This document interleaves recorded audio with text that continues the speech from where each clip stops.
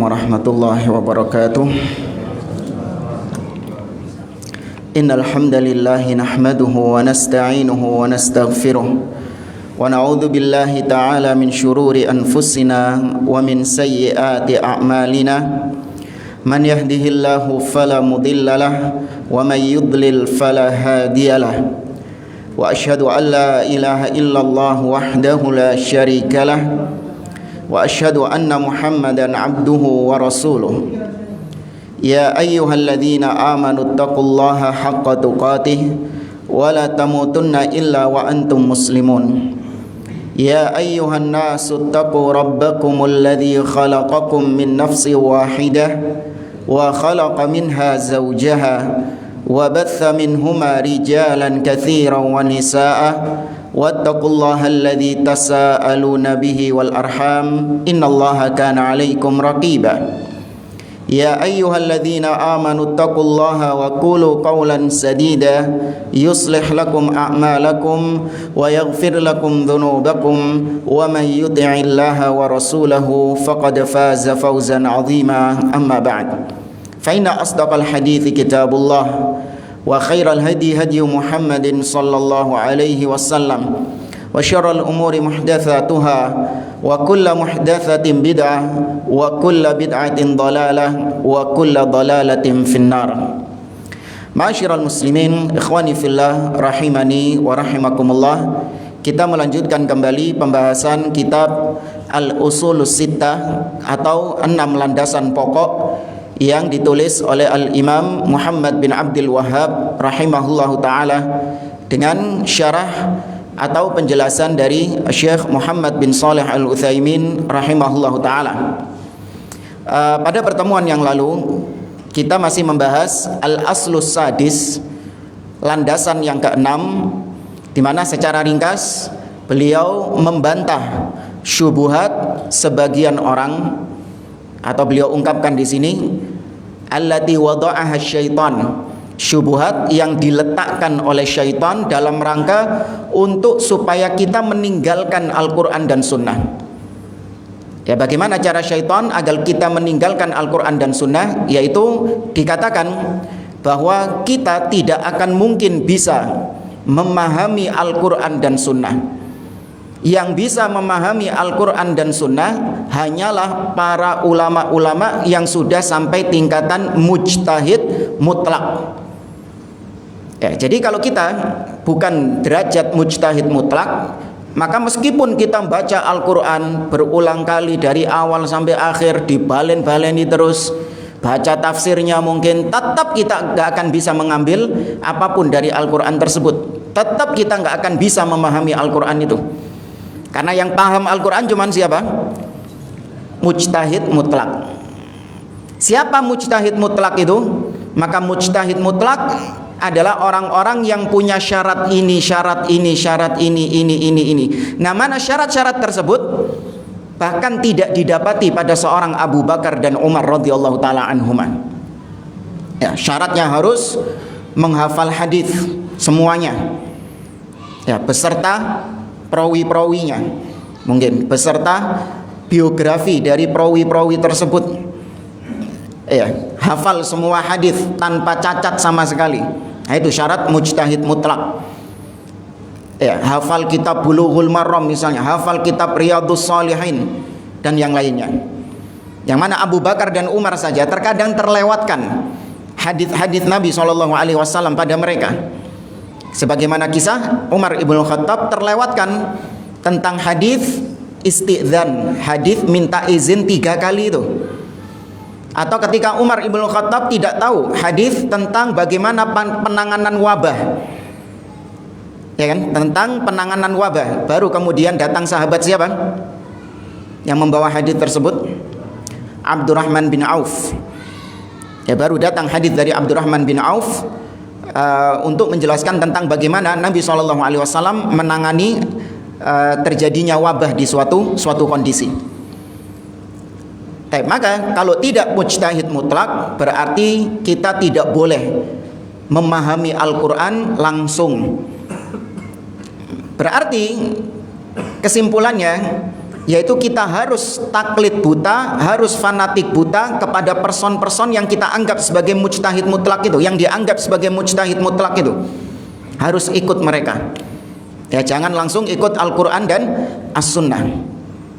Ya, maka sudah dijawab pada pertemuan yang lalu bahwa ucapan ini itu ada sisi kebenarannya, namun yang diinginkan adalah sisi batilnya. Ya, itu memang kebiasaan ahlul bidah, kebiasaan orang-orang yang menyimpang. Mereka ketika mengucapkan sesuatu, ucapannya itu mujmal, ada sisi kebenarannya, namun yang diinginkan bukan sisi kebenarannya, yang diinginkan adalah sisi kesesatannya, kebatilannya.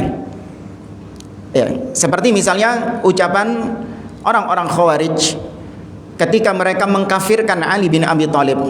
Mereka berdalil dengan firman Allah, "Inil hukmu illa lillah." Tidak ada hukum kecuali hukum Allah Subhanahu wa taala.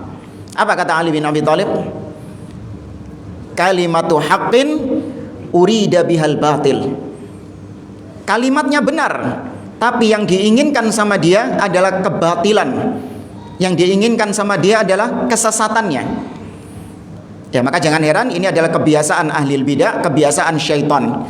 Karena kalau mereka mengucapkan ucapan yang 100% batil, kira-kira tertarik nggak manusia untuk mengambilnya? Nggak bakal tertarik. Maka mereka mengucapkan ucapan-ucapan yang dari satu sisi ada kebenarannya, tapi dari sisi yang lain ada kebatilannya. Nah, yang diinginkan sama dia adalah kebatilannya. Yaitu jebakan-jebakan asyaiton, talbis dari syaitan. Dahulu di zaman Imam Ahmad bin Hanbal, ketika fitnah khalqil Quran, di mana manusia orang-orang Jahmiyah, Mu'tazilah, mereka mengatakan Al-Quran makhluk. Al-Quran itu bukan kalamullah. Ya, tapi Al-Quran itu adalah makhluk, sesuatu yang diciptakan oleh Allah Subhanahu wa taala. Ucapannya Rasulullah, ucapannya Jibril, bukan ucapan Allah Subhanahu wa taala. Ya, dan ini dihembuskan oleh seorang di zaman sekarang yang mengatakan bahwa kalau kita baca Al-Quran, kita dahului dengan qala Rasulullah sallallahu alaihi wasallam fil Qur'anil Karim.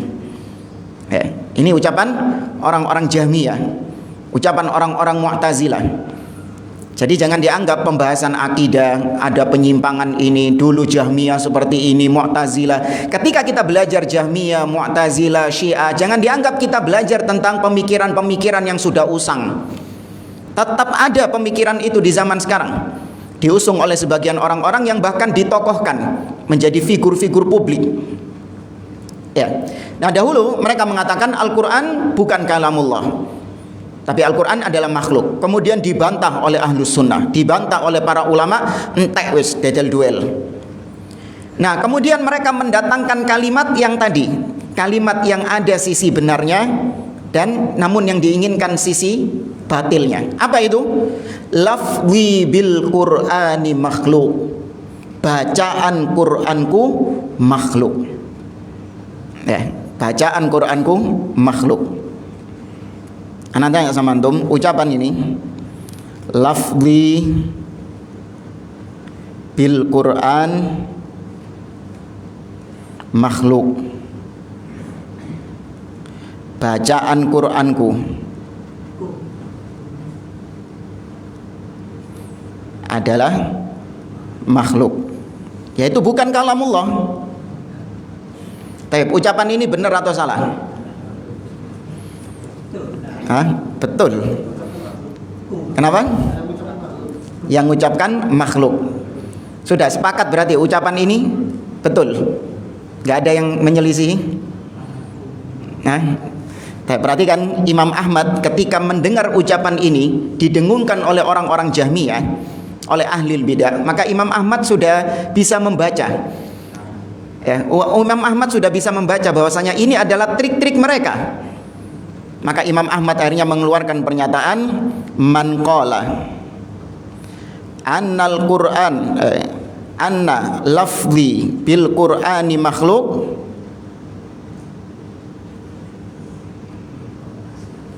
fahuwa jahmiyun.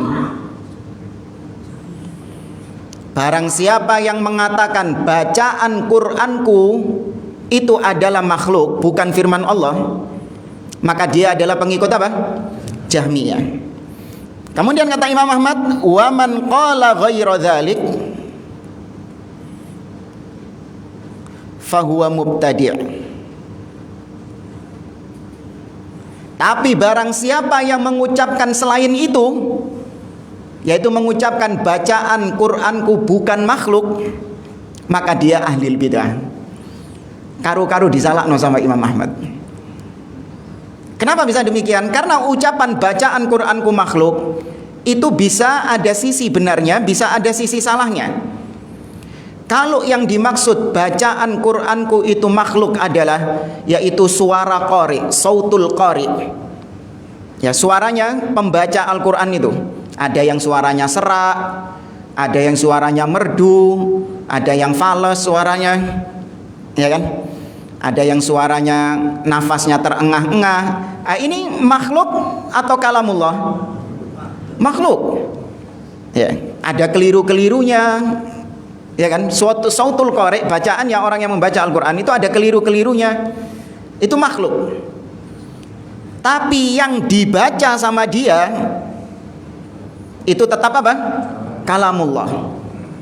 Ya, as-sautu sautul qari al-qari wal matlu kalamullah. Adapun yang dibaca itu adalah kalamullah. Jadi kalamullah itu tetap dinisbatkan kepada Allah. Al-Qur'an tetap dinisbatkan kepada Allah. Baik itu dibaca oleh qari atau ditulis di dalam mushaf. Orang yang bersama mereka sudah pasti tahu arahnya kemana. Ya, maka hati-hati dengan ucapan-ucapan yang multitafsir. Nah, sama seperti ini. Kita nggak bisa memahami Al-Quran. Hanya ulama yang bisa memahami Al-Quran. Iya, ada sisi benarnya juga. Bahwasanya ada memang ayat-ayat Al-Quran, ada memang hadis-hadis Nabi SAW yang itu hanya bisa dipahami oleh para ulama. Ya, bisa dipahami oleh para ulama karena ada sisi-sisi ishtibah, ada sisi-sisi mutasyabihat di situ, ada kesamar-samaran di situ. Yang orang awam tidak melihat sisi kesamaran-kesamaran itu. Hanya orang-orang yang dalam ilmunya, itu yang tahu. Ya, ada yang demikian. Namun bukan berarti semua ayat Al-Quran, semua hadis Nabi nggak bisa dipahami sama orang awam. Tidak. Bahkan banyaknya ayat-ayat Al-Quran itu bisa langsung dipahami oleh orang-orang awam. Ya, karena Nabi SAW menyampaikan Al-Quran ini kepada semua makhluk, semua manusia. Bahkan Arab-Arab Badui, sohibe yang kencing di masjid itu, ya kan? Arab-Arab Badui, temannya yang kencing-kencing di masjid itu, disampaikan ayat-ayat Al-Quran kepada Nabi dari Nabi SAW tanpa mempersyaratkan kepada mereka bahwa kalian jangan pahami secara langsung ya, tapi nanti kalian belajar dulu kepada Abdullah bin Abbas, belajar dulu kepada ini, jangan langsung memahami. Enggak. Nabi SAW menyampaikan apa adanya. Ya, ini kebanyakan ayat-ayat Al-Quran bisa dipahami oleh orang-orang awam. Allah berfirman, misalnya kemarin kita sampaikan, wala taqrabuz zina, jangan kalian mendekati zina. Antum ketika baca ayat ini apa langsung paham ayatnya? Atau nanti dulu. Ya, tidak ada yang tahu makna ayat ini kecuali mujtahid mutlak. Ya, dan mujtahid mutlak syaratnya adalah ini. Takon nang Abu Bakar, takon nang Umar juga gak weruh. Artinya wala taqrabuz zina wa'budullah wala tusyriku bihi syai'a. Beribadalah kepada Allah dan jangan kalian berbuat syirik. Paham enggak ayat ini antum? Paham ayat ini. Ketika disampaikan kepada orang yang awam sekalipun, paham mereka. Wa aqimus shalah, dirikanlah salat. Wa atuz zakat, tunaikan zakat. Nah, memang rincian-rinciannya betul. Rincian-rincian salat, khilaf para ulama dalam masalah salat. Mana yang termasuk syarat salat, rukun salat, wajib salat, sunnah salat. Itu yang tahu siapa? Para ulama. Ya. Nah, kita sampai pada ucapan Syekh Muhammad bin Shalih Al-Utsaimin di poin-poin yang terakhir. Kata beliau, "Wat taqlidu naw'an." Taklid, ya sudah kita sampaikan, taklid itu mengikuti pendapat seorang ulama. Ya, taklid itu dibolehkan bagi orang-orang yang memang dia tidak memahami dalil, maka boleh baginya untuk mengikuti pendapat ulama. Ketika dia memang tidak memahami dalil, dia boleh mengikuti pendapat ulama. Ini namanya taklid. Namun taklid ada yang terpuji, ada yang tercela. Ya, taklid yang terpuji tadi, yaitu dia nggak paham tentang dalil, tentang suatu permasalahan, kemudian dia mengikuti pendapat ulama. Nah, ini taklid yang diperbolehkan. Atau dia adalah seorang mujtahid, dia ahli ilmu. Setelah dia teliti dalil-dalil yang ada, tetap dia nggak bisa menyimpulkan tentang hukum tersebut. Atau dia bisa menyimpulkan tapi butuh waktu. Padahal dia dituntut untuk menyimpulkan hukum saat itu juga. Seperti kemarin kita contohkan kasus apa? Jamak sholat Jumat sama sholat asar. Ya, ada seorang ulama, seorang ahli ilmu, dia paham dalil-dalil. Kemudian ketika ditanya bagaimana hukumnya sholat Jumat, boleh nggak dijamak sama sholat asar? Waduh, saya tak ke ini dulu ya. Saya teliti dulu dalil-dalilnya, mana yang mutlak, mana yang muqayyad, mana yang umum, mana yang khusus, mana yang nasikh, mana yang mansuh. Lho iki wis kate Jumatan iki. Paham ya? Ini sudah mau Jumatan ini. Maka ketika itu dia memilih pendapat siapa? Taklid kepada pendapat ulama ketika itu. Karena memang dia dituntut untuk mengeluarkan hukum ketika itu. Nah, ketika seorang sudah taklid, kemudian datang dalil yang menegaskan bahwa pendapat ulama tersebut bertentangan dengan dalil, maka kewajibannya untuk mengikuti apa? Pendapat ulama atau dalil? Tetap kembali mengikuti dalil. Kalau dia ngotot tetap ikut pendapat ulama tersebut, ini sudah bukan taklid yang dibenarkan, tapi sudah masuk taklid apa? Taklid buta alias ta'assub, fanatik buta. Ini insyaallah dijelaskan di sini sama beliau. Fal'am, taklid ada dua, ada amun wa khasun. Ada umum dan ada khusus. Fal'amu ayyaltazima madhhaban muayyanan ya'khudhu bi rukhsihi wa azaimihi fi jami'i umuri dini. Taklid secara umum yaitu seseorang dia komitmen dengan madhab tertentu. Syafi'i, ya, dia komitmen dengan madhab tertentu. Dia mengambil semua pendapat-pendapat yang ada dalam madhab Syafi'i. Wis pokoknya melok madhab Syafi'i. Apapun bagaimanapun tetap melok madhab Syafi'i. Bagaimana hukumnya orang seperti ini? Maka waqad ikhtalafal ulama'u fihi. Khilaf para ulama tentang orang yang total ikut madhab tertentu. Faminhum man haka wujubahu li ta'adzuril ijtihad fil mutaakhirin. Di antara mereka ada yang menyebutkan bahwa wajib kita untuk mengikuti madhab secara umum, secara total. Kita ikuti semua pendapat-pendapat madhab tersebut, jangan keluar dari madhab. Ya, disebabkan karena kita nggak bisa berijtihad. Orang-orang belakangan memang nggak bisa berijtihad. Namun yang sahih, kata beliau, wa minhum man haka tahrimahu lima fihi minal iltizamil mutlaq littiba'i ghairin nabi sallallahu alaihi wasallam. Namun yang benar, para ulama menyebutkan haram hukumnya kita mengikuti madhab secara total, mulai A sampai Z melok madhab itu, tidak keluar dari madhab tersebut meskipun jelas-jelas bertentangan dengan dalil, pokoknya melok madhab tersebut. Ini hukumnya haram.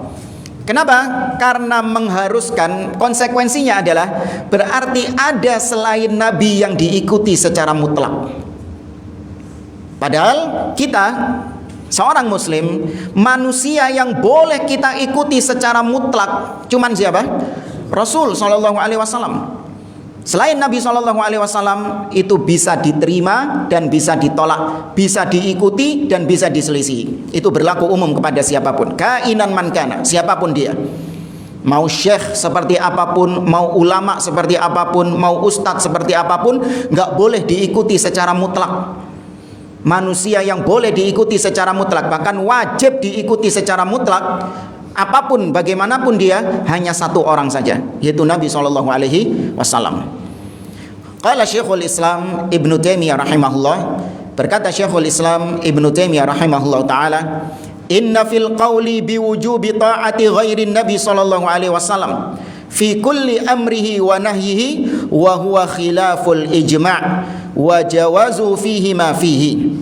Kata Syekhul Islam, sesungguhnya pendapat yang mewajibkan untuk taat kepada selain Nabi, ya, sesungguhnya pendapat yang mewajibkan kita untuk mentaati person tertentu, mentaati madhab tertentu selain Nabi SAW dalam semua permasalahan. Perintah-perintahnya ditaati semuanya, larangan-larangannya ditaati semuanya. Maka ini khilaful ijma', menyelisihi ijma'. Karena kesepakatan para ulama tadi, tidak ada manusia yang boleh untuk kita ikuti secara mutlak selain Nabi SAW. Ya. Tapi ini taklid secara umum. Ya, hukumnya yang lebih benar adalah haram. Ya, haram hukumnya. Karena kita diperintahkan mengikuti dalil, bukan mengikuti madhab tertentu. Ya. Nah, kalau dikatakan bermadhab itu wajib, ya, kalau enggak bermadhab maka dosa. Maka kita tanya, Abu Bakar madhabnya apa? Umar madhabnya apa? Ya, Utsman madhabnya apa? Para tabi'in madhabnya apa? Ya, maka madhab kalau diikuti secara total ini hukumnya haram. Ya, ada memang ulama-ulama yang dikenal, misalnya fulan asy-Syafi'i, fulan bermadhab Syafi'i. Bukan berarti maknanya dia bermadhab Syafi'i secara total. Ya, apapun dalam madhab Syafi'i wajib diikuti sama dia. Enggak.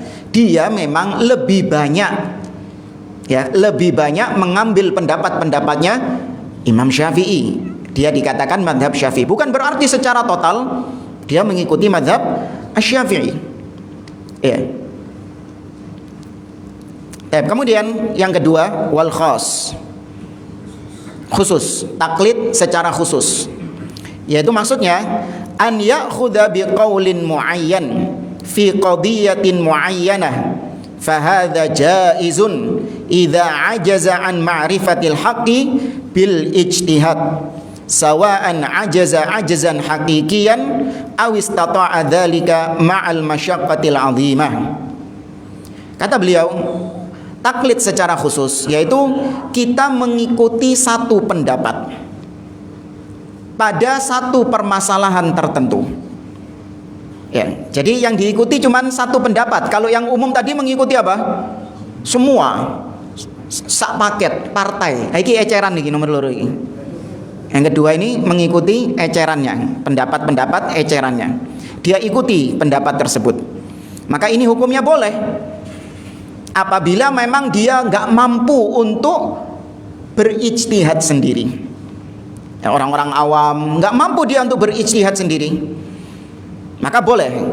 Atau sebenarnya dia mampu berijtihad, akan tetapi berat bagi dia. Kayak tadi, dia dihadapkan dengan permasalahan yang mau nggak mau dia harus menentukan hukumnya itu. Maka ketika itu dia berijtihad. Dia mengikuti pendapat, taklid kepada pendapat yang sudah ada. Ya. Dan kita tekankan lagi, semua ini hanya ada dalam permasalahan fikih, permasalahan yang terbuka pintu ijtihad, yaitu yang permasalahannya baru ada ditemukan di zaman kita sekarang. Ya kan, kayak misalnya kemarin GUPE, UFO, kemudian permasalahan-permasalahan kontemporer yang di zaman salaf tidak ada itu. Ada GUPE di zaman sahabat. Nah, permasalahannya baru ada di zaman kita sekarang. Ya, dengan berbagai macam teknologi yang ada, perkembangan zaman yang ada. Nah, ini baru membutuhkan ijtihad. Ya, membutuhkan ijtihad yang baru.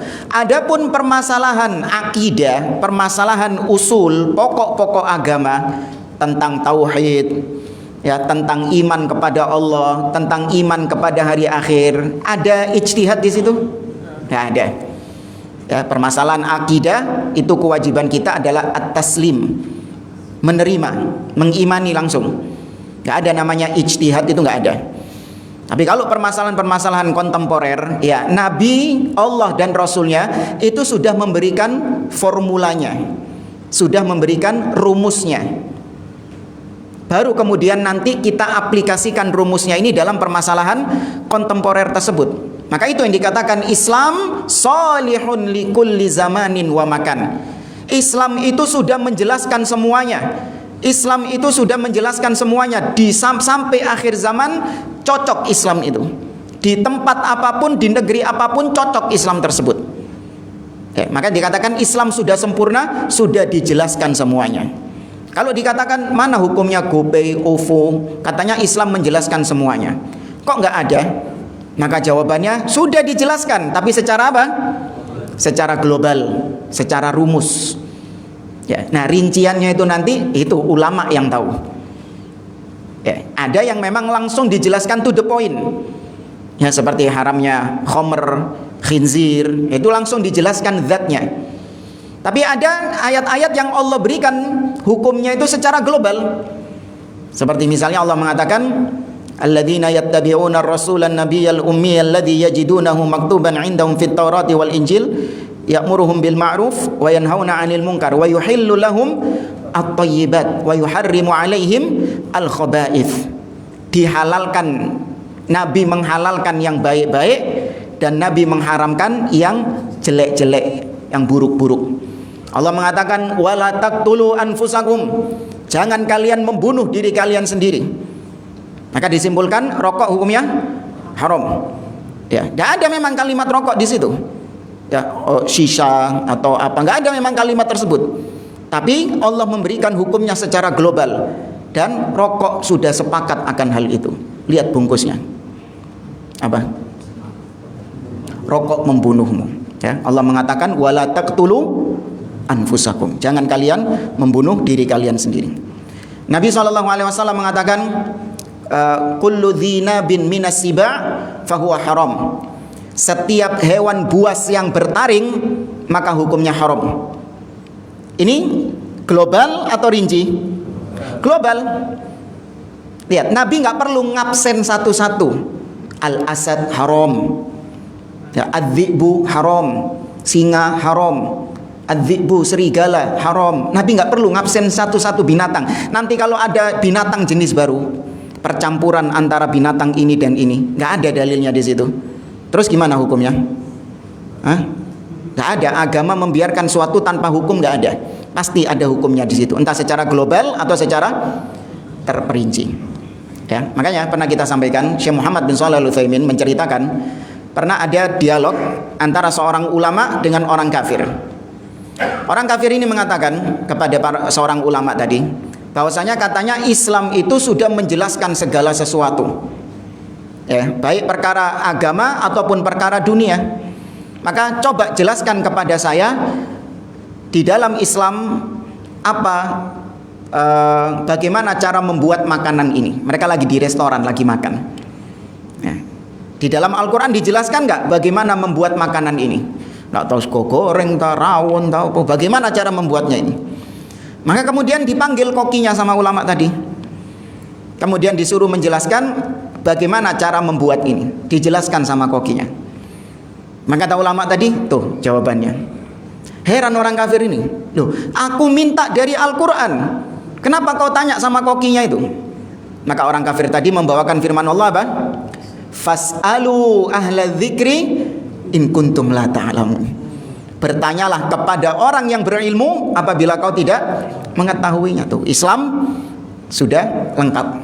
Nah, jamaah, kata beliau wa bihadza intahat risalatul al-usulis sittah fa nas'alullaha ta'ala an yuthiba muallifaha ahsana thawab wa an yajma'ana wa iyyahu fi dari karamatihi innahu jawadun karim walhamdulillahi rabbil alamin wa sallallahu wasallam ala nabiyyina Muhammad. Kata beliau, dengan ini selesai sudah risalah al-usulus sittah dan kami memohon kepada Allah agar Allah memberikan pahala kepada penulisnya yaitu Syekh Muhammad bin Abdul Wahab dengan sebaik-baik balasan, dan semoga Allah mengumpulkan kita bersama penulisnya yaitu Syekh Muhammad bin Abdul Wahab di tempat yang dimuliakan yaitu surga Allah. Sesungguhnya Allah Maha Dermawan lagi Maha Mulia. Segala puji bagi Allah Rabbul Alamin, dan semoga salawat dan salam senantiasa Allah curahkan kepada Nabi kita Muhammad sallallahu alaihi wasallam. Sudah selesai pembahasan syarah usul sittah dari Syekh Muhammad bin Abdul Wahab. Sekarang kita masuk syarah usul sittah oleh Syekh Abdul Aziz Ar-Rayis hafizahullahu taala. Masih di Al-Aslus Sadis. Langsung syarahnya. Kata beliau, hadal asl yata'allaqu bitarkil kitabi was sunnah taqlidan lil madhahibil fiqhiyah. Maksud daripada bab yang ke-6 ini yaitu agar kita meninggalkan, atau maksud daripada bab yang ke-6 ini syubhat syaitan, agar kita meninggalkan Al-Quran dan Sunnah dan kita lebih fanatik kepada madhab-madhab fikih yang ada. Fada'watu Syekhul Islam Muhammad ibn Abdul Wahab rahimahullah da'watun syamilah wa tajdidiyah amah falaysat khasatan bit tauhid wa ifradillahi bil ibadah atau bi anwa'it tauhidits tsalatsa wa innama hiya ashmal. Kata beliau, dakwahnya Syekh Muhammad bin Abdul Wahab itu adalah dakwah yang universal. Ya, ajaran beliau, dakwahnya Syekh Muhammad bin Abdul Wahab ini adalah universal. Tajdid, yaitu merefresh kembali ajaran Islam yang sudah ternodai dengan kotoran-kotoran syirik, kotoran-kotoran bid'ah, khurafat-khurafat, itu di-refresh kembali, dibersihkan kembali. Itu tugas ulama. Makanya para ulama banyak yang meyakini Syekh Muhammad bin Abdul Wahab adalah seorang mujaddid. Yang kata Nabi SAW, innallaha yab'atsu ala kulli ra'si mi'ati sanah man yujaddidu laha dinaha. Sesungguhnya Allah akan mengutus seseorang, maksudnya akan menjadikan seseorang di atas muka bumi ini. Setiap 100 tahun sekali ada seseorang yang Allah jadikan sebagai mujaddid, yaitu yang merefresh kembali agama Islam ini dari noda-noda, memurnikan kembali ajaran Islam yang sudah terkotori. Ya, karena memang sunnatullah, ajaran Nabi ketika ditinggalkan oleh Nabi tersebut, maka sudah pasti akan dinodai oleh umatnya. Paham ya? Dan itu yang terjadi sama Bani Israel. Bani Israel, kenapa kok banyak nabi-nabi dan rasul yang diutus kepada mereka? Ya kan? Di antara kaum yang paling banyak nabi dan rasul itu Bani Israel. Sampai kata Nabi SAW, kanat Banu Israel tasusuhumul anbiya. Bani Israel itu diemong sama Nabi. Apa diemong? Diasuh oleh para nabi. Saking banyaknya nabi-nabi diutus kepada mereka. Kullama halakan nabiyyu jaa akhar. Setiap kali nabi ini wafat, ganti nabi yang lain. Setiap nabi ini wafat, ganti nabi yang lain. Apa tugasnya nabi? Tugasnya nabi adalah meluruskan kembali ajaran Rasul yang sudah diselewengkan sama mereka. Jadi misalnya ini Nabi Musa. Nabi Musa datang kepada Bani Israel bawa Taurat, syariat Taurat. Diajarkan sama Nabi Musa kepada Bani Israel. Wes disampaikan semua Tauratnya kepada Nabi Musa, maka Nabi Musa sudah selesai tugasnya. Kalau sudah selesai, wafat Nabi Musa. Bani Israel sudah memegang ajaran Nabi Musa. Zaman berlalu, Bani Israel mulai menyelewengkan ajaran Nabi Musa, dipalingkan sama Bani Israel. Nah, bagaimana cara Allah untuk mengembalikan mereka ke jalan yang benar lagi? Diutus Nabi, bukan Rasul. Diutus Nabi. Tujuannya adalah untuk ngencengi mana?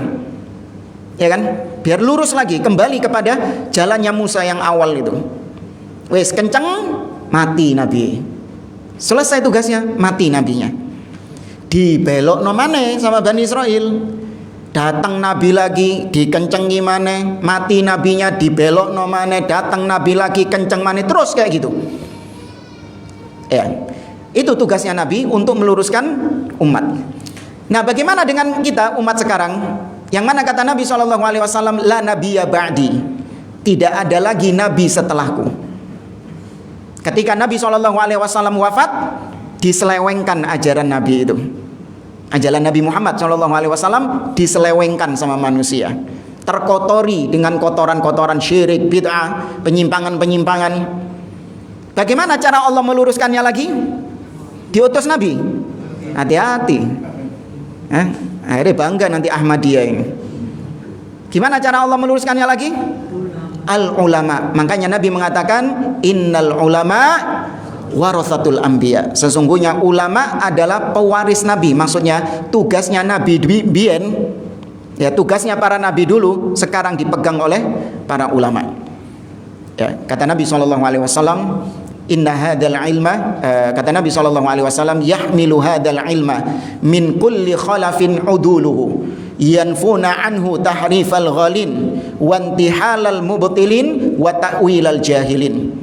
Ilmu agama ini akan senantiasa diemban oleh orang-orang yang adil dalam beragama.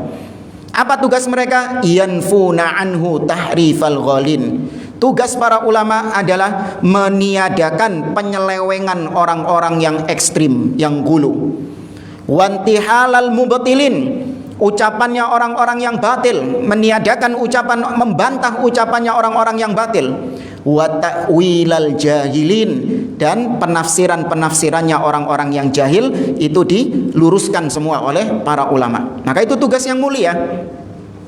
Ya, meluruskan umat, memperingatkan umat dari penyimpangan-penyimpangan, memperingatkan umat dari kesyirikan, dari kebid'ahan, itu memang sudah menjadi tugas para ulama. Para ulama tidak akan pernah diam kalau ada penyimpangan-penyimpangan dengan resiko apapun. Meskipun mereka harus mengalami bulian, caci makian, dianggap memecah belah umat, dianggap suka ribut-ribut dan apalah kata orang-orang, mereka nggak peduli. Ya, para ulama tidak akan pernah diam ketika mendapati ada penyimpangan-penyimpangan di tengah umat. Pasti mereka akan memperingatkan umat dari penyimpangan tersebut. Itulah penjagaan Allah terhadap agama Islam. Ya, kalau Allah menjaga Al-Quran dari sisi teksnya, itu yang menjaga adalah para huffaz, para penghafal-penghafal Al-Quran. Tapi dari sisi pemahaman terhadap Al-Quran itu, maka tugasnya siapa? Para ulama. Ya, bukan para penghafal-penghafal Quran. Penghafal Quran cuman menjaga teksnya. Adapun para ulama menjaga pemahaman yang benar terhadap Al-Quran tersebut. Ya, Imam Ahmad ketika didatangi oleh seorang yang bernama Ibnu Bundar, Ibnu Bundar mengatakan, innahu ishtadda alayya an aqula fulan kada wa kada. Wahai Imam Ahmad, sesungguhnya berat bagiku untuk mengatakan fulan itu begini, fulan itu begini. Maksudnya gak enak aku ketika mengatakan fulan ini menyimpang, fulan ini tersesat, fulan ini punya pemikiran yang menyimpang. Gak enak aku. Maka kata Imam Ahmad, idza sakatta anta wa sakattu ana, min aina ya'riful jahil as-sahiha minas saqim. Kalau kau diam dan aku pun juga diam, maka bagaimana umat bisa tahu mana yang sahih dan mana yang batil? Ya, kalau ulama semuanya sama-sama diam, tidak ada kebenaran yang akan diketahui, kebatilan yang akan diketahui. Ya, ini kata beliau, tugas para ulama itu tajdid, memperbaharui agama ini. Memperbaharui bukan mengarang-arang hal baru ya. Bukan. Kalau memperbaharui artinya mengarang-arang hal baru, apa itu hukumnya? Bid'ah. Enggak. Memperbaharui maksudnya merefresh kembali. Maka dakwah Syekh Muhammad bin Abdul Wahab itu bukan cuma khusus masalah tauhid. Memang beliau lebih kental masalah tauhidnya. Karena memang terjadi di zaman beliau, ya di era beliau hidup di abad ke-12. Syekh Muhammad bin Abdul Wahab lahir tahun 1115. Ya, Syekh Muhammad bin Abdul Wahab lahir tahun 1115. Ya, kalau mau entengnya gini tangannya. Ya. 1115. Ya. Lahirnya Syekh Muhammad bin Abdul Wahab. Tapi di zaman tersebut sedang marak terjadi kesyirikan. Sampai-sampai pernah kita kisahkan wanita-wanita yang belum dapat jodoh, mereka itu minta jodoh kepada pohon-pohon kurma. Seraya mereka menyeru-nyeru pohon kurma, ya fahlal fukhul, zawijni qoblal haul. Wahai pohon-pohon kurma, datangkan jodohku sebelum tahun depan. Sampai setingkat edan sampai segitunya jemaah. Harim perempuan minta jodoh kepada pohon kurma. Ya, kesyirikan luar biasa di zaman tersebut. Maka memang tidak dipungkiri beliau Syekh Muhammad bin Abdul Wahab itu lebih kental karya-karya beliau dalam masalah tauhid al-uluhiyah. Seperti misalnya kitab Al-Usulul Tsalatsa, apalagi kitab tauhid, kitab paling fenomenal beliau kitab At-Tauhid. Tapi adapun demikian, dakwah beliau ashmal, lebih umum daripada hanya sebatas tauhid saja. Fahiya da'watun tajdidiyah fi syahadatain. Dakwah Syekh Muhammad bin Abdul Wahab itu lebih umum, bukan cuman syahadat la ilaha illallah, tapi juga Muhammad Rasulullah, yaitu mengikuti hanya Rasul sallallahu alaihi wasallam. Kata beliau, asyhadu an la ilaha illallah bi alla yu'bada illallah. Dakwah beliau yaitu menyeru manusia agar tidak menyembah kecuali hanya kepada Allah saja. Wa asyhadu anna Muhammadan Rasulullah, dan hanya fittiba'i Rasulillah sallallahu alaihi wasallam. Ini poinnya. Bab yang ke-6 ini tentang ini. Asyhadu anna Muhammadan Rasulullah, di antara konsekuensinya adalah yaitu kita menjadikan manusia satu-satunya yang boleh diikuti secara mutlak cuman siapa? Rasul sallallahu alaihi wasallam. Itu konsekuensi dari Muhammadun Rasulullah yang kita ucapkan. Bisa dipahami tidak? Kalau la ilaha illallah itu kita menetapkan bahwa tidak ada yang boleh kita sembah dengan benar kecuali Allah. Kalau Muhammadun Rasulullah artinya tidak boleh ada yang kita ikuti secara total kecuali cuman Rasul sallallahu alaihi wasallam. Adapun selain Rasul itu kita ikuti mereka apabila tidak bertentangan dengan Rasul. Kita mengikuti para ulama misalnya, kita ikuti mereka apabila tidak bertentangan dengan Rasul. Tapi kalau jelas-jelas bertentangan dengan Rasul, maka nggak boleh kita ikuti. Nggak boleh kita ikuti kekeliruan para ulama tersebut. Dan ini sudah kita bahas pada pertemuan-pertemuan yang lalu. Sudah masuk 1 menit. Saya cukupkan sampai sini. Insyaallah di pertemuan berikutnya kita lanjutkan syarah dari Syekh Muhammad atau Syekh Abdul Aziz Ar-Rayis. Subhanakallahumma wa bihamdik asyhadu an la ilaha illa anta astaghfiruka wa atubu ilaik. Wa akhiru da'wana alhamdulillahi rabbil alamin. Wassalamualaikum warahmatullahi wabarakatuh.